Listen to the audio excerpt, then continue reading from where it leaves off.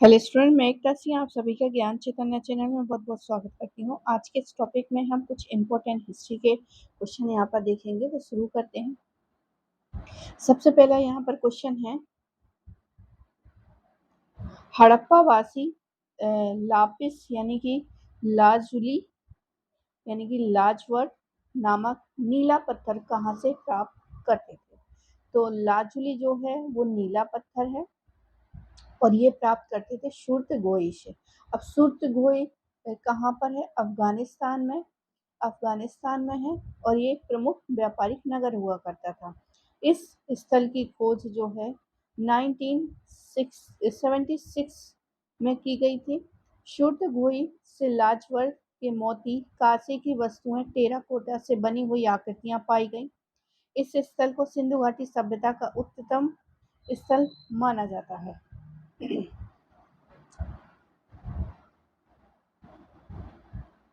आगे देखते हैं, अगला क्वेश्चन है,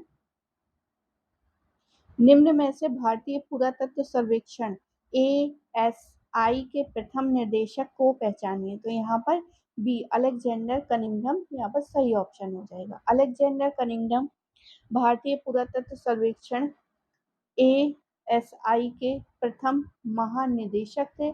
अलेक्जेंडर कनिंघम ने सारनाथ, सांची व भरूच में खुदाई का कार्य करवाया व प्राप्त किया। पुरातत्वों के आधार पर बौद्ध धर्म का इतिहास लिखने का प्रयत्न किया। अलेक्जेंडर कनिंघम पहले ब्रिटिश सेना में इंजीनियर अभियंता हुआ करते थे। अगला क्वेश्चन है, निम्न में से उस विकल्प का चयन करो जो हड़प्पा सभ्यता की कृषि तकनीकी का साक्ष्य नहीं है। तो टेराकोटा की सांड की आकृति, ये तो साक्ष्य है। टेराकोटा यानी मिट्टी का बना हुआ हल, ये भी है। सड़कों की जाल नुमा संरचना, तो सी ऑप्शन जो है यहाँ पर सही हो जाएगा। अब सड़कों की जाल नुमा जो है एग्रीकल्चर से तो रिलेटेड नहीं है, तो आंसर हमारा यही सही हो जाएगा। अब ये जो जाल नुमा संरचना है हड़प्पा सभ्यता के उन्नत नगर योजना का प्रतीक है, ना कि कृषि का। हड़प्पा सभ्यता के व्यापार के साथ साथ कृषि में भी काफी उन्नति हुई। हड़प्पावासी गेहूं, जौ, मटर, तिल, सरसों आदि की खेती करते थे। सुर्तगई से प्राप्त नहरों के साक्ष्य ज्ञात होता है कि वे सिंचाई व्यवस्था से परिचित थे। अगला क्वेश्चन है, पुरातत्वविदों ने किसके द्वारा जारी कई हजार तांबे के सिक्कों का पता लगा है। तो तांबे का सिक्का जो पता लगा है वो है योद्धेयों का। पुरातात्विकों ने योद्धेयों द्वारा जारी हजारों तांबों के सिक्कों का पता लगाया है। योद्धेयों ने अपनी सील एवं मुद्राओं पर ब्राह्मी लिपि का प्रयोग किया है और योद्धेयों की मुद्राओं से ज्ञात होता है कि कार्तिकेय इनके इष्ट देवता थे। अगला क्वेश्चन है, और यहाँ पे एक और पॉइंट दिया गया है कि योद्धे जो है पंजाब और हरियाणा में फैला हुआ एक गणतंत्र हुआ करता था। अगला क्वेश्चन है,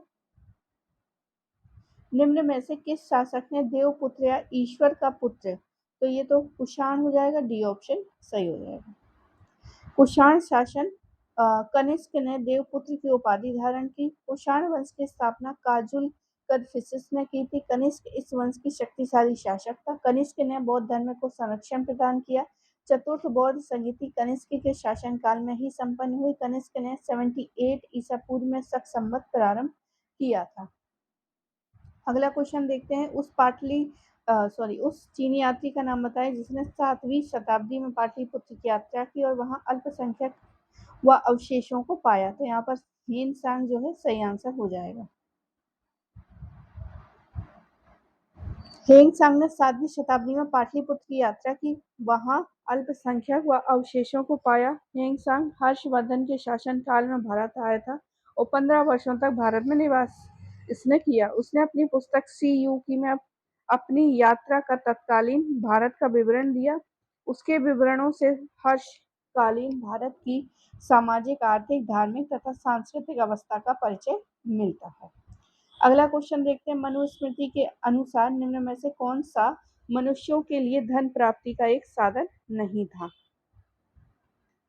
तो विजय ये था, विजय जो है, विजय किसी उसको करेंगे तो क्या है, धन प्राप्त होगा, निवेश भी होगा और उत्तराधिकारी भी होगा। तो चोरी जो है यहाँ पर ये साधन नहीं था। मनुस्मृति के अनुसार मनुष्यों के लिए धन प्राप्ति का साधन चोरी नहीं है। मनुस्मृति के अनुसार मनुष्य 7 तरीकों से धन प्राप्त करता है। एक पहला है उत्तराधिकार से, दूसरा है जमीन से प्राप्त गड़ा हुआ धन, तीसरा है संपत्ति क्रय करके, चौथा है विजय से, निवेश से, व्यवसाय से और उपहार से। अगला क्वेश्चन है मनुस्मृति के अनुसार संगोत्र विवाह संदर्भित करता है तो वंश या जाति विवाह में, वंश या जाति विवाह में। बी ऑप्शन यहाँ पर सही हो जाएगा। मनुस्मृति के अनुसार सगोत्र विवाह वंश या जाति के अंदर ही विवाह को संदर्भित करता है। बहिर्विवाह में विवाह अन्य वंश या जाति में किया जाता है। बहुविवाह में एक पुरुष कई पत्नियों को रखता है। पोलिंडरी बहुपति प्रथा में एक महिला के कई पति होते थे। अगला क्वेश्चन देखते हैं। सही व्यवसाय के मानदंड को लागू करने के लिए ब्राह्मणों द्वारा अपनाई गई नीति का चयन करो। तो यहाँ पर सबसे पहले है उन्होंने ब्राह्मणों के उन्होंने ऋग्वेद के श्लोकों से प्रमाणित किया कि वर्ण की उत्पत्ति देवीय है। बी ऑप्शन है ब्राह्मणों ने राजाओं को उन मानदंडों को अपने राज्य क्षेत्र में लागू करने की सलाह दी। उन्होंने यह स्वीकार करने का प्रयास किया कि उनका स्थान उनके गुण से निर्धारित था। डी ऑप्शन है उन्होंने कभी किसी को बाध्य नहीं किया कि लोगों के ऊपर था कि वे कौन सा व्यवसाय चुने। तो यहाँ पर ए और बी जो है वो यहाँ पर सही हो जाएगा। बाकी व्याख्या देखते हैं तो ब्राह्मणों ने उचित व्यवसाय के मानदंड को समाज में लागू करने के लिए 3 प्रमुख नीतियां अपनाई। उन्होंने वर्णों की देवी उत्पत्ति को प्रमाणित किया, राजाओं की इन मानदंडों को अपने राज्य क्षेत्र में लागू करने की राय दी। उन्होंने ये स्वीकार करने का प्रयास किया कि समाज में लोगों का स्थान उनके जन्म से है। अगला क्वेश्चन है निम्न में से किसने अमरावती का भ्रमण किया व अनेक मूर्ति कला पैनलों को इकट्ठा कर मद्रास ले गए। तो यहाँ पर सही आंसर हो जाएगा सी ऑप्शन, वाल्टर इलियट जो है यहाँ पर सही ऑप्शन हो जाएगा। सर वाल्टर इलियट ने 1845 में अमरावती का भ्रमण किया और मूर्ति कला पैनलों में को इकट्ठा कर मद्रास भेज दिया। अमरावती से प्राप्त बहुत सी मूर्तियां जातक कथा को प्रदर्शित करती हैं। अगला क्वेश्चन है 2 सूचियां दी गई हैं उसका मिलान करना है। खाली आसन, चक्र, शाल भंजिका और हाथी। हाथी जो है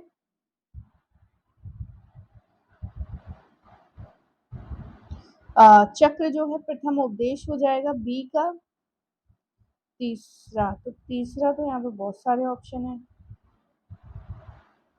और देखते हैं पहले का जो है खाली स्थान यानी पवित्र चिन्ह, तो ए ऑप्शन यहाँ पर सही हो जाएगा। बाकी और देखते हैं चक्र हो जाएगा ध्यान। शाल भंजिका जो है वो हो जाएगा ध्यान करते हुए बुद्ध, और हाथी जो है वो हो जाएंगे शक्ति और बुद्धिमान के। अगला क्वेश्चन देखते हैं। सांची स्तूप परिसर किसके द्वारा सुरक्षित रहा। सबसे पहले है शाहजहां बेगम व सुल्तान जेहन बेगम के निर्णय के कारण। सौभाग्य से ये क्षेत्र रेलवे ठेकेदारों व निर्माणकर्ताओं की नज़र से बचा रहा। और सी है सौभाग्य से ये क्षेत्र उन लोगों की आंखों से बचा रहा जो विभिन्न प्राप्तियों को यूरोप के म्यूजियम में ले जाना चाहते थे। और यहाँ पर डी ऑप्शन है कि ब्रिटिश सरकार द्वारा स्तूप संरक्षण के लिए उठाए गए कदम, और ई है इससे आवासीय निर्माण रेखांकित करने के लिए उठाए गए कदम। तो यहाँ पे डी ऑप्शन जो है वो सही हो जाएगा। ए बी सी, डी और सी जो है डी और ई वो गलत हो जाएंगे, तो डी ऑप्शन यहाँ पर सही है। सांची स्तूप के सुरक्षित रहने के क्या कारण थे।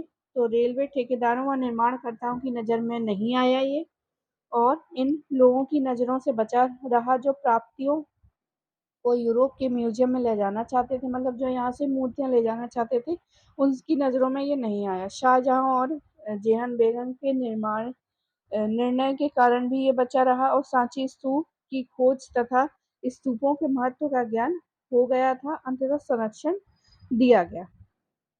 आगे देखते हैं अगला क्वेश्चन। किसने दिल्ली सल्तनत की निम्न में से किसने दिल्ली सल्तनत की विशेष संरचना व्यवस्था या डाक व्यवस्था के बारे में विस्तार से लिखा है? तो आंसर हो जाएगा Ibn Battuta.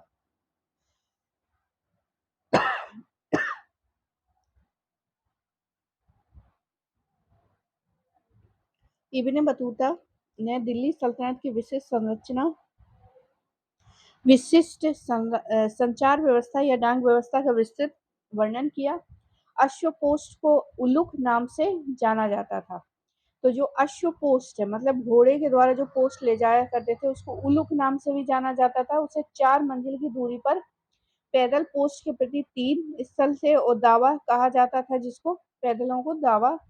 Ibn Battuta Morocco से आया था। इब्ने बतूता मोहम्मद बिन तुगलक के शासन काल में आया था। अगला क्वेश्चन देखते हैं। सूची 1 और 2 से मिलान करना है। तो सबसे पहला है सुल्तान उल मसैक जो है इनका सही ऑप्शन हो जाएगा निजामुद्दीन औलिया से। गरीब नवाज जो हैं वो हो जाएंगे ख्वाजा मुइनुद्दीन से। गंज ए शंकर शेख फरूरुद्दीन से हो जाएगा। चिराग देवलई शेख नसरुद्दीन से सही मिलान हो जाएगा। आगे देखते हैं। अंडाल एक महिला अलवार संत ने अपने को किस प्रिय के रूप में देखा था? तो कृष्ण प्रिय के रूप में देखा था। तो यहाँ पर ए ऑप्शन जो है हमारा सही हो जाएगा। अंडाल महिला अलवार संत ने अपने को कृष्ण के प्रिय के रूप में देखा। अंडाल ने 2 महत्वपूर्ण तमिल रचनाएं की, थिरुवई और नाचियार तोरु मोली। अलवार संत जो है वैष्णव संप्रदाय से संबंधित है। अलवार संतों की संख्या 12 है।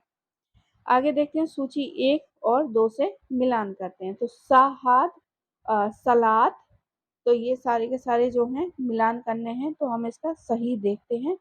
सही ऑप्शन साहाद का मतलब होता है पैगंबर मोहम्मद साहब अल्लाह के दूत है।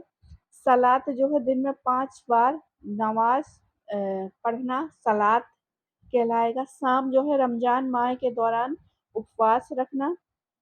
ज़कात जो है वो दान देना। तो इस हिसाब से हमारा ए ऑप्शन यहाँ पर सही हो जाएगा। अगला क्वेश्चन देखते हैं। सूची 1, 2 से मिलान करना है। डोमिंगो पाइस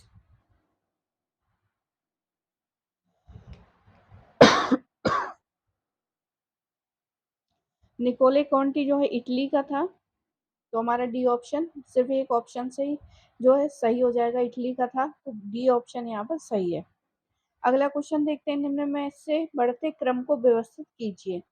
अरिवाविडु, सालु वंश, तुलुक वंश और संगम वंश। तो यहाँ पर सही ऑप्शन जो है पहले सबसे डी आएगा संगम वंश, फिर उसके बाद आएगा सुलुभ, तुलुभ, अरिवाडु। अगला क्वेश्चन देखते हैं। अब्दुल रज्जाक विजयनगर की किलेबंदी की विशेषताओं से प्रभावित था। विजयनगर के किले की विशेषताओं का चुनाव करना है। यहाँ पर सबसे पहले है किलों की 8 निर्मित पंक्तियां हैं। निर्माण में गारों का प्रयोग नहीं है। पत्थरों के टुकड़े कीलनुमा थे। गोलाकार बुर्ज व पिरामिड किले में थे और किलेबंदी के अंदर कृषि क्षेत्र को नहीं घेरा गया। तो यहाँ पर सही उत्तर हमको चुनना है। तो यहाँ पर क्या हो जाएगा? बी और सी यहाँ पर केवल सही है। बी और सी। निर्माण में गारे का प्रयोग नहीं किया गया है और पत्थर के टुकड़े कीलनुमा थे। अगला क्वेश्चन देखते हैं। इससे पहले हम व्याख्या देख लेते हैं। अब्दुल रज्जाक विजयनगर साम्राज्य की किलेबंदी की विशेषताओं से काफी प्रमाणित था। विजयनगर साम्राज्य की किलेबंदी की विशेषता निम्न प्रकार है। सबसे पहला है शहर के विभिन्न हिस्से किले की बड़ी बड़ी दीवारों से घिरे थे। विजयनगर में किलों की 7 पंक्तियां निर्मित की गई थी। किले में कृषि के क्षेत्र को भी घेरा गया था। किलों में मोटर्स का प्रयोग नहीं किया गया था। किले को किलोनुमा पत्थरों व छिद्र वाले पत्थरों से जोड़कर बनाया गया था और सिंचाई के लिए नहरें तुंगभद्रा नदी से निकाली गई। अगला क्वेश्चन है, मुगल शासन के दौरान अधिकांश कृषि कम से कम कितनी फसलें उगाता था? तो आंसर हो जाएगा सिर्फ 2। मुगल शासन के दौरान अधिकांश किसान जो है कम से कम 2 फसलों को उगाता था। जिन क्षेत्रों में अच्छी बरसात होती थी या सिंचाई के अच्छे साधन थे, वहाँ के लोग 3 फसलें तक उगा लेते थे। मुख्यतः रबी और खरीफ की फसलें उगाई जाती थी। मुगल शासकों ने अधिक राजस्व वाली फसलों को उगाने पर भी जोर दिया। अगला क्वेश्चन है, निम्न जो है मुगल राजधानियों को कालानुक्रमानुसार व्यवस्थित कीजिए प्रथम से अंत तक। तो फतेहपुर सीकरी से पहले जो है आगरा सबसे पहले आ जाएगा, आगरा बसाया था। तो इस हिसाब से सी सबसे पहले आएगा, तो सी ऑप्शन यहाँ पर सही हो जाएगा।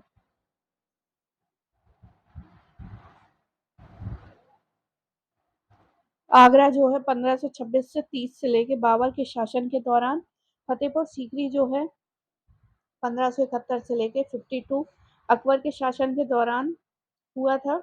लाहौर जो है अकबर के शासन के दौरान ही बनाई गई थी और जहाँ शाहजहां के शासन के दौरान। अब फिर से सूची 1 और 2 का मिलान करना है। तो हुमायूंनामा जो है गुलबदन बेगम जी का है, तो हुमायूंनामा हो जाएगा, तो सी ऑप्शन यहाँ पर सही हो जाएगा। दूसरा अकबरनामा अबुल फजल हो जाएंगे, हुमायूंनामा गुलबदन बेगम, बादशाहनामा ये हो जाएंगे अब्दुल हमीद लाहौरी और आलमगीर नामा ये हो जाएगा मोहम्मद काजी। अगला क्वेश्चन देखते हैं, निम्नलिखित में से कौन सी मुगल रानियों व राजकुमारियों ने वित्तीय संशोधन पर नियंत्रण प्राप्त किया था? तो रजिया हो गई, रोशन आरा हो गई, नूरजहां हो गया, जहांआरा हो गया और नादिरा हो गया, नादिरा हो गई। तो यहाँ पर जो है सही ऑप्शन में वो कौन सा हो जाएगा? सही ऑप्शन में ए ऑप्शन सही है, ए बी सी। नादिरा नहीं है और जरजिया भी नहीं है। व्याख्या देख लेते हैं। मुगल प्रशासन में रानियों व राजकुमारियों का काफी प्रभाव रहा है। उन्होंने नूरजहां, जहांआरा, रोशन आरा आदि प्रमुख है। नूरजहां का प्रभाव जहांगीर के शासन के दौरान था। जहांआरा और रोशन आरा शाहजहां की पुत्रियां थीं, जिन्होंने शाहजहांकालीन सत्ता संघर्ष में महत्वपूर्ण भूमिका निभाई थी। अगला क्वेश्चन देखते हैं, जहानाबाद की धड़कन चांदनी चौक के बाजार को किसने डिजाइन किया था? तो चांदनी चौक की डिजाइन जो है वो डिजाइन किया था जहांआरा ने। सी ऑप्शन यहाँ पर सही हो जाएगा, जहांआरा ने। शाहजहानाबाद की धड़कन चांदनी चौक जो है बाजार को शाहजहां की पुत्री जहांआरा ने डिजाइन किया था। इसका निर्माण जो है 17वीं सदी में किया गया। यह बाजार जो है चंद्रमा की रोशनी के परावर्तन के लिए नहरों से विभाजित था। इसकी आकृति अर्ध चंद्रमा जैसी थी। इसमें प्रमुखतः 3 बाजार थे, उर्दू बाजार, जौहरी बाजार और फतेहपुर बाजार। अगला क्वेश्चन है, अकबरनामा का अंग्रेजी अनुवाद किसने किया था? अकबरनामा का अंग्रेजी अनुवाद जो है हेनरी बेविच ने किया था। किसने किया था? हेनरी बेविच ने किया था। अकबरनामा का अंग्रेजी अनुवाद हेनरी बेविच ने किया था। उन्होंने इसके अनुवाद का कार्य जो है 1897 में प्रारंभ किया था और उसे 3 संस्कारों में प्रकाशित किया गया।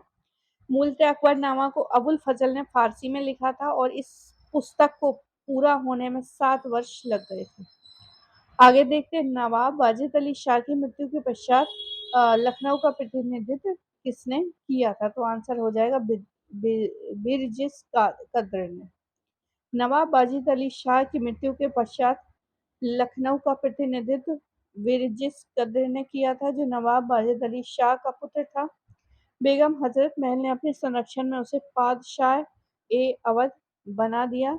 विरजिस कद्र अंतिम अवध नवाब था। बेगम हजरत महल ने 1857 के प्रथम स्वतंत्रता संग्राम में महती भूमिका निभाई। अगला क्वेश्चन देखते हैं। अंग्रेज बहादुर आए मुल्क लई लिन्हो, इसे लोकगीत में मुल्क से तात्पर्य क्या है? तो मुल्क से तात्पर्य है अवध। अंग्रेज बहादुर आए मुल्क इल लीनो में मुल्क से तात्पर्य अवध से है। जब ब्रिटिश सरकार ने नवाब वाजिद अली शाह को कुशासन का आरोप लगाकर कलकत्ता निर्वासित किया तो बहुत से लोग पीछे पीछे बिलाप गीत गाते कानपुर तक चले गए। इस लोकगीत में वाजिद अली शाह के निर्वासित शोक व्यक्त किया। आगे देखते हैं। फ्रांकिश सिस्टम का अनुभव क्यों महत्वपूर्ण है? तो आंसर हो जाएगा विद्रोह के से संबंधित सूचनाओं के आदान प्रदान करने के संदर्भ में। तो ए ऑप्शन जो है वो हमारा यहाँ पर सही हो जाएगा। और ये फ्रांकिवस जो है सिस्टन सीतापुर में पुलिस इंस्पेक्टर थे। आगे देखते हैं। किस ब्रिटिश अधिकारी ने आकलन किया कि 1857 के विद्रोह में 3/4 वयस्क पुरुष जो है जनसंख्या सम्मिलित थी? तो आंसर हो जाएगा 4 सीट। क्या हो जाएगी? 4 सीट। फोर्सिथ नामक ब्रिटिश अधिकारी ने आकलन किया कि 1857 के विद्रोह में 3/4 वयस्क जो है पुरुष जनसंख्या सम्मिलित थी। फोर्सिथ ऐसा व्यक्ति था जिसने 1857 के विद्रोह के पहले संकेत को पहचाना था।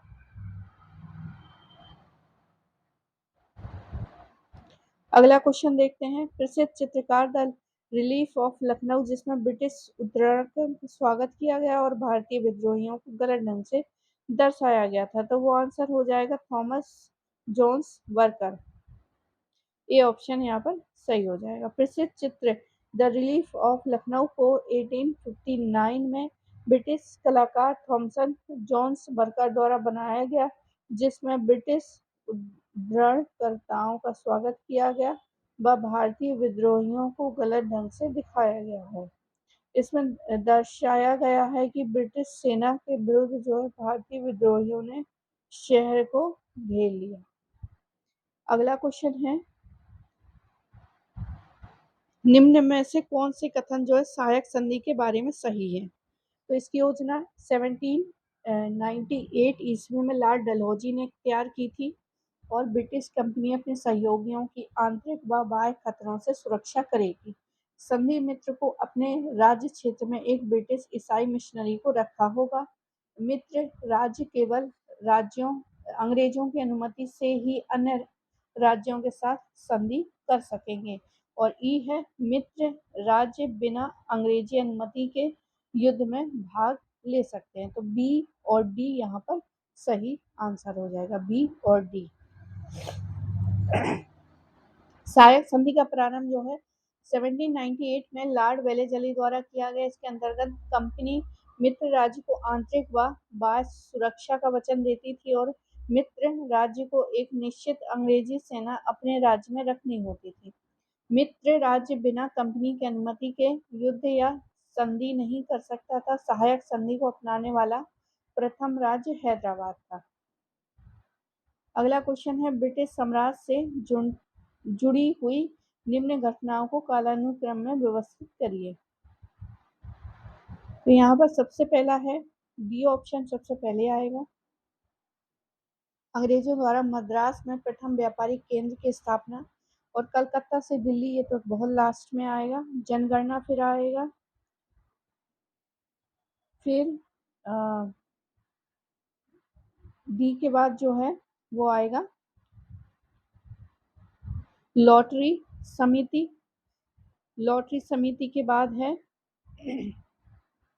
अंग्रेजों द्वारा भारत में रेलवे की स्थापना। फिर है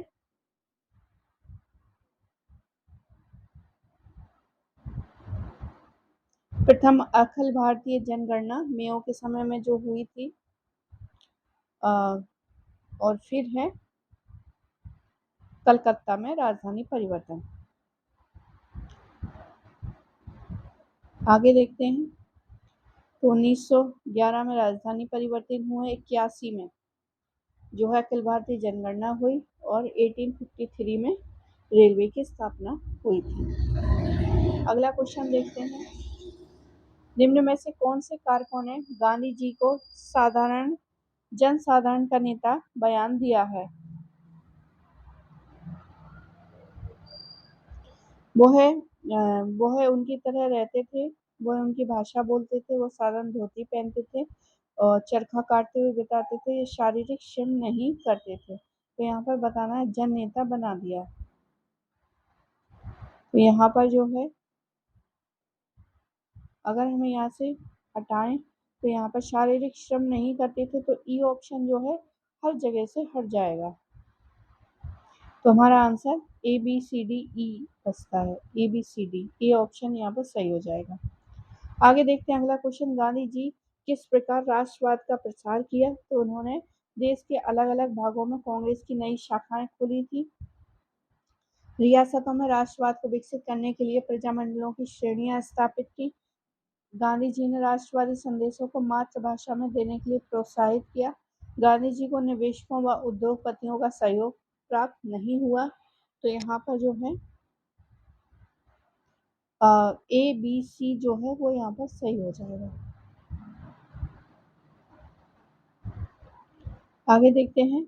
अब यहाँ पर कुछ व्याख्या देख लेते हैं। देश के सुदूर भागों में कांग्रेस की नई नई शाखाएं खोली गई, रियासतों में राष्ट्रवाद की भावना जगाने के लिए प्रजामंडलों की स्थापना की गई, गांधी जी ने राष्ट्रवाद के संदेशों को मातृभाषा में देने पर बल दिया।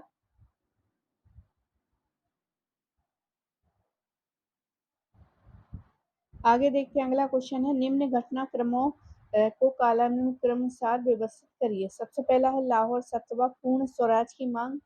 बी ऑप्शन है गांधी जी ने 26 जनवरी को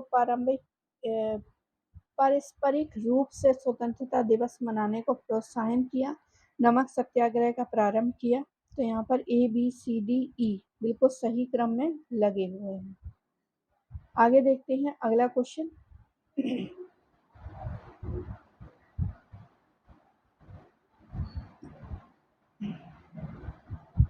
अब यहाँ पे फिर से जो है क्रमानुसार में व्यवस्थित करना है, तो यहाँ पर सबसे पहले जो है चंपारण वाला हो जाएगा, ई ऑप्शन सबसे पहले आएगा। तो 2 जगह ई है, भारत छोड़ो सबसे बाद में आएगा। तो डी ऑप्शन, बी ऑप्शन यहाँ पर सही होना चाहिए। आंसर देखते हैं। हाँ, तो बी ऑप्शन यहाँ पर सही है। अगला क्वेश्चन की तरफ बढ़ते हैं। यहाँ पर भी जो है 2 सूचियां दी गई हैं, उसका मिलान करना है।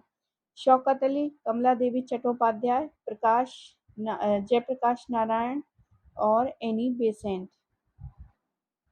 एनी बेसेंट का हो जाएगा थियोसॉफिकल सोसाइटी। तो ए हो सकता है, सी हो सकता है और डी हो सकता है। आगे देखते हैं। समाजवादी सदस्य थे तो जयप्रकाश नारायण। तो सी का कौन सा हो जाएगा? कांग्रेस के समाजवादी 2, सी का 2। तो इस हिसाब से सी ऑप्शन जो है वो यहाँ पर सही हो जाना चाहिए। कमला देवी चट्टोपाध्याय जो है नमक सत्याग्रह से संबंधित थी और शौकत अली जो है खिलाफत आंदोलन से। अगला क्वेश्चन है आंदोलन में किसान, गांधी जी ने अपने काल में आंदोलन में किसानों की भूमि के कार्यकाल की निश्चित व फसल प्राप्त करने का प्रयास किया। तो आंसर हो जाएगा चंपारण सत्याग्रह। चंपारण सत्याग्रह। महात्मा गांधी ने चंपारण आंदोलन में किसानों की भूमि के निश्चित कार्यकाल व फसल उगाने में मामलों में किसानों की स्वायत्तता प्राप्त करने का प्रयत्न किया। यह सत्याग्रह 3 कठिया प्रथा के विरोध में था, जिनके अनुसार प्रत्येक किसान की भूमि को 3/20 भाग पर नील की खेती करना पड़ता था। गांधी जी ने राजकुमार शुक्ल के अनुरोध पर इस आंदोलन का नेतृत्व किया। अगला क्वेश्चन है वो कौन सा मुस्लिम लीग का नेता था जिसने पाकिस्तान प्रस्ताव रखा था?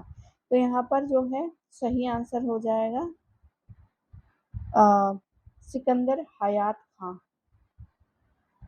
कौन सा हो जाएगा? सिकंदर हयात खां। पाकिस्तान प्रस्ताव को सिकंदर हयात खां ने तैयार किया था और 23 मार्च 1940 को फजलुल हक ने इसे प्रस्तुत किया था।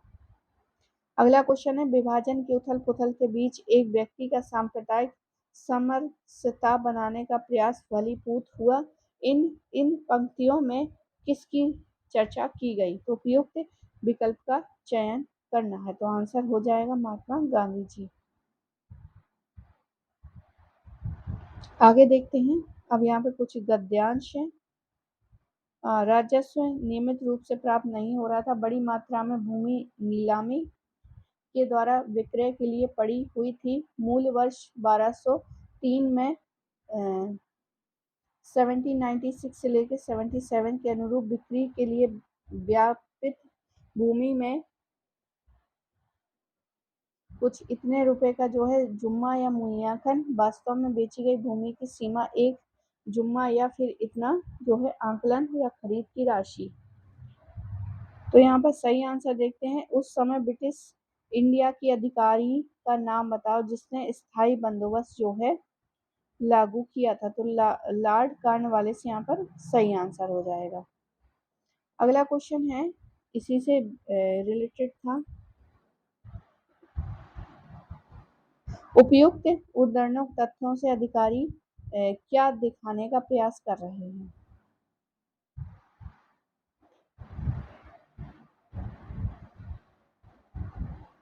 तो आंसर हमारा सही हो जाएगा बी और सी। तो बी और सी यहाँ पर देख लेते हैं। स्थायी बंदोबस्त की कमियां और राजस्व संग्रह की अक्षमता।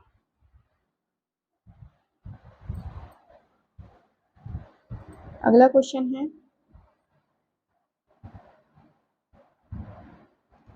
बंगाल में ईस्ट इंडिया कंपनी के शासन की स्थापना के संबंध में निम्नलिखित कथनों पर विचार करना है। तो विचार करने के बाद जो है बी और सी जो है, इस व्यवस्था में जमींदार भूमि का मालिक न होकर राज्य का राजस्व संग्रह था। उच्च प्रारंभिक मांग के कारण जमींदारों को भुगतान में चूक हुई। बी और सी यहाँ पर सही हो जाएगा। आगे देखते हैं, जुम्मा का क्या अर्थ होता है? तो जुम्मा जो है राजस्व की मात्रा। A option. बी ऑप्शन जो था संग्रहित भू नीलामी राशि। बी ऑप्शन यहाँ पर सही हो जाएगा। आगे देखते हैं,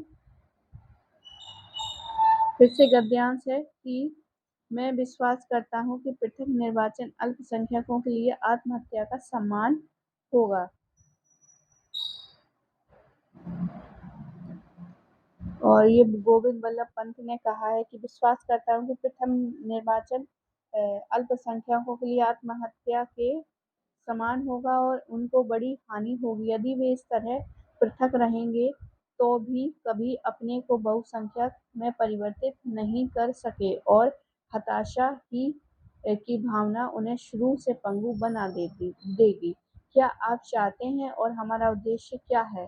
तो ये कुछ जो है यहाँ पर दिया गया है। अब इससे रिलेटेड क्वेश्चन देखते हैं। तो ब्रिटिश ईस्ट इंडिया कंपनी ने आदेश दिया कि राजस्व के भुगतान में उसकी संपत्ति नहीं दी जाएगी। तो आंसर हो जाएगा हमारा ए ऑप्शन, महिला यहाँ पर सही आंसर हो जाएगा।